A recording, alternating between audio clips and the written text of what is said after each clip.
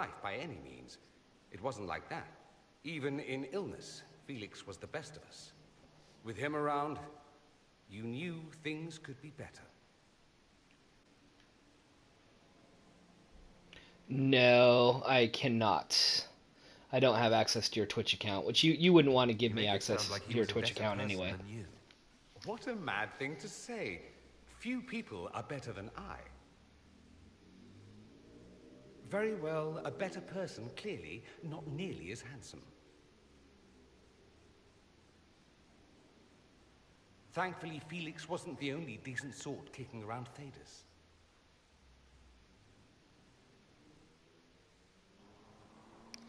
What you can do, though, you can file a complaint to Twitch if somebody's, speaking to you in an improper way or whatever. So was this somebody who was talking to you in an improper way in somebody else's stream, or? Here we are again. It occurs to me that I barely know anything about you. Beyond my being a mage from Tevinter, you mean? Beyond that, yes. And beyond my being so charming and well-dressed, which is obvious to anyone. Oh, gosh. You certainly think highly of yourself. It's true. I could be more modest, but I'd be lying. Now, what was I talking about? Ah, yes, me. I am the scion of House Parvis, a product of generations of careful breeding and the repository of its hopes and dreams. Naturally, I despised it all. The lies, the scheming, the illusions of supremacy. That's Tevinter in a nutshell, isn't it? Needless to say, my family was not happy with my choices.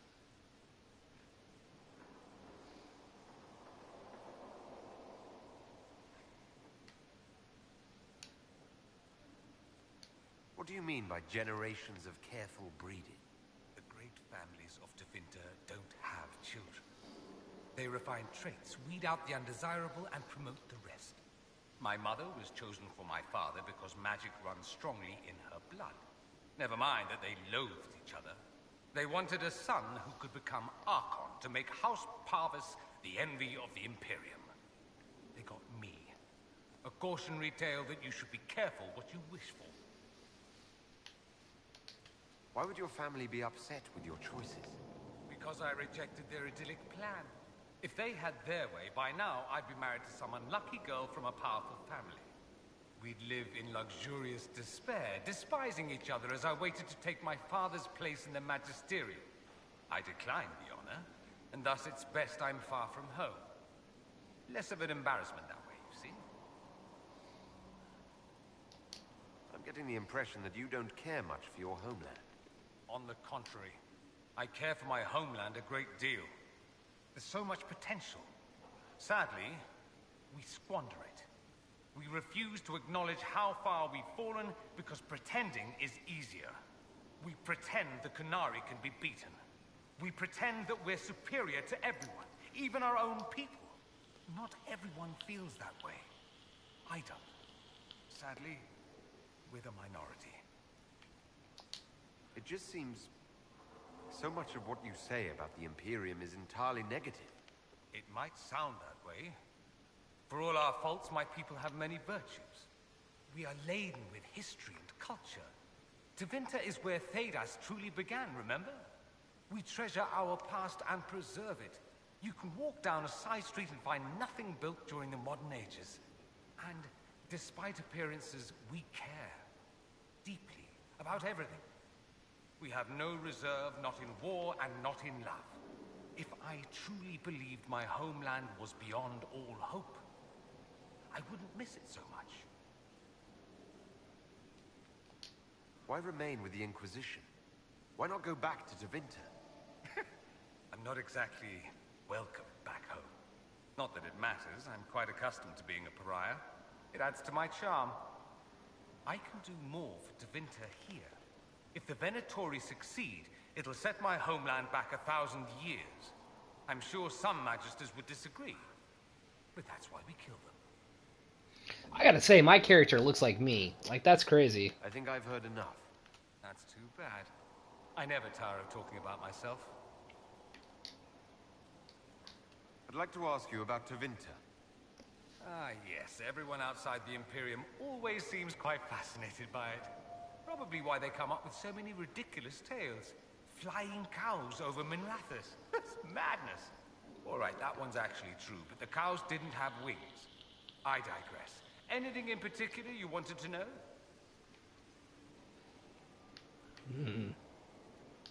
Corypheus is a figure out of Tevinter history. He was a magister. Yes, but that was a different time. The Imperium's power was at its peak then. The Civil War had ended. The Magisterium was united, its armies scooping up bits of Thedas like candy. The Magisters who entered the Black City. It was a demonstration of how exceptional Tevinter had become. But who were they? No one knows. There's no record of a Magister named Corypheus. All this happened 1400 years ago, before the Blight nearly wiped us out.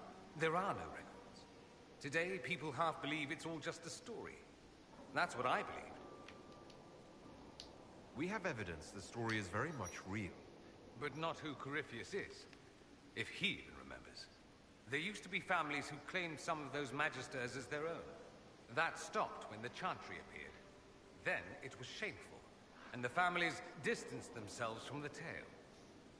All we know is that some men and women entered the Black City looking for the old gods. What did they find? According to Corypheus, nothing. And only he could tell us more. Oh my gosh, this guy has so much to say. He just wants to talk forever. Anyone who talks about the Imperium mentions slavery. It's the center of the slave trade. Ah, that is true. And did you have slaves? Not personally, but my family does and treats them well. Honestly, I never thought much about it until I came south. Back home, it's how it is. Slaves are everywhere. You don't question it. I'm not even certain many slaves do.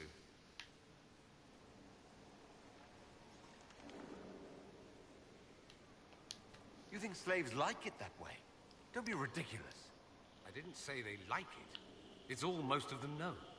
In the south, you have alienages, slums, both human and elven. The desperate have no way out. Back home, a poor man can sell himself. As a slave, he could have a position of respect, comfort, and could even support a family. Some slaves are treated poorly, it's true. But do you honestly think inescapable poverty is better?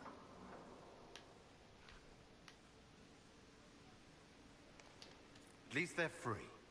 They don't have slavery forced on them. You think people choose to be poor and oppressed? I doubt it. I don't know what it's like to be a slave, true. I never thought about it until I saw how different it was here. But I suspect you don't know either. Nor should you believe that every tale of Tevinter excess is the norm. Just how often is blood magic used there? Oh, not at all. Not at all. That's what any Magister would tell you. They'd be convincingly offended by the notion, too. Of course, what people call blood magic here, and what we consider blood magic, are two different things. What's considered actual blood magic in Tevinter? Blood magic isn't inherently dangerous. Using your own blood or that of a willing participant, what's the harm? The problem is that what's permitted only gets you so much power. And what if you need more? You always need more. That's where we get into sacrifices and demon summoning. None of that is done. Not officially. Behind closed doors, it's a different story. Real blood magic can give you an edge, a leg up against your opponents. It's safe to assume that any mage of rank does it. The rest are quietly shut out of power, to put it bluntly. You'd think the Templars would object. I imagine they did, long ago. Once, their investigations might have been sincere. Then their balls were cut off. Too inconvenient. Nowadays, only the friendless are accused. And most of them probably innocent. There must be some mages who oppose this. Of course. I do. And I'm not entirely alone. Occasionally, there'll be a Magister who makes noise. And then the reform talk begins. All very patriotic. Meanwhile, that Magister will be quietly shunned. Chances are, surprise, it's learned he was a Maleficar all along. Most learn to keep quiet. Me? I enjoy the allure of pariahhood. seems strange that an entire empire would be ruled by mages. I find it strange that your mages don't rule anything at all. Actually, the fiction in the Imperium is that mages don't rule. The Magisterium rules. That magisters are all mages is considered a convenient technicality. What is the Magisterium exactly? The upper house of the Imperial Senate, and the only part worth having a seat on. Those seats are split among the circles of Magi, the Chantry, and the major families. All mages now. It's odd that outside the Imperium, you use Magister like it applies to every Tevinter mage. If you're not a Magister, then what are you called? No special title? I'm an Altus, which is almost as good as a Magister, depending on who you ask. I've never heard of an Altus. Upper class. Those families who trace descent from the Dreamers, the first prophets of the old gods. If you're a mage and you're not Altus, then you're Leitan, lower class. If you're not a mage at all, you're Soperati. That's everyone else.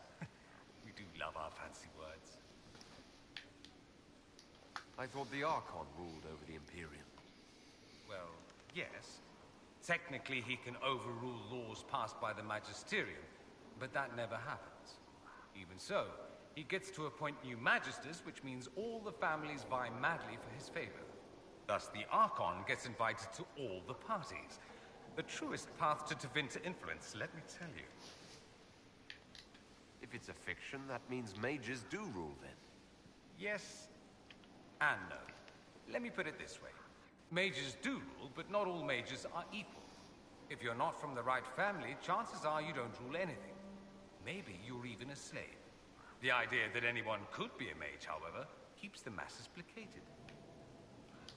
Can anyone be a mage? Technically, the potential runs mostly in bloodlines, but it's been known to happen. More importantly, commoners believe it can. Tevinter legend is chock full of mage heroes from humble origins. So they hold out hope. Someday my son or my son's son will be a mage. Someday.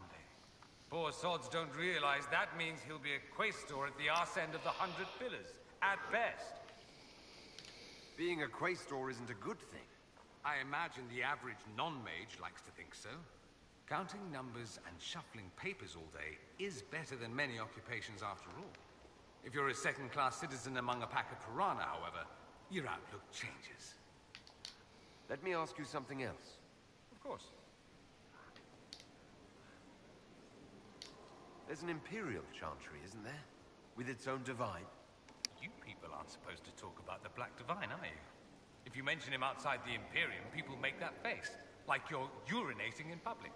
But yes, we do have the Chantry, or a version of it. Night and day comparing it to yours.